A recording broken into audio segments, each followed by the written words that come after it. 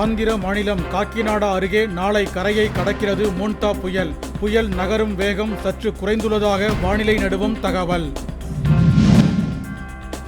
36,000 நெல் மூட்டைகள் சரக்குந்துகளிலேயே இருந்து மழையில் நனைந்து முளைத்ததுதான் திமுக அரசின் புதிய சாதனை என அன்புமணி சாடல்.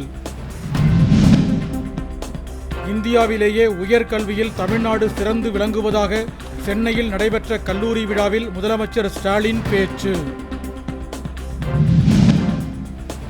உச்சநீதிமன்ற புதிய தலைமை நீதிபதியாக சூரியகாந்தை நியமிக்க நடுவண் அரசுக்கு பரிந்துரைத்தார் தலைமை நீதிபதி BR கவாய்.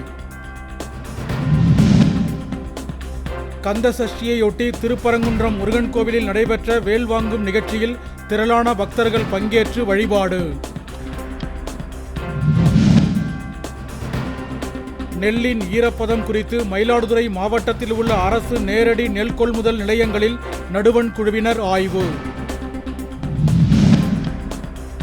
மதுக்கடைகளுக்கு அளிக்கும் முக்கியத்துவத்தை நெல் கொள்முதல் நிலையங்களுக்கு தமிழக அரசு கொடுப்பதில்லை என சௌமியா அன்புமணி குற்றச்சாட்டு. கையூட்டு ஒழிப்பு வாரத்தையொட்டி புதுச்சேரியில் தலைமை செயலாளர் சரத் சௌகான் தலைமையில் அரசு அதிகாரிகள் ஊழியர்கள் உறுதிமொழி ஏற்பு.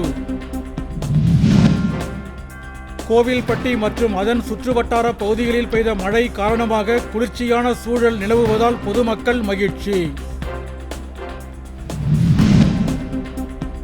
மகளிர் உலகக்கோப்பை அரையிறுதிப் போட்டியில் இருந்து இந்திய வீராங்கனை பிரத்திகா ராவல் காயம் காரணமாக விலகல்.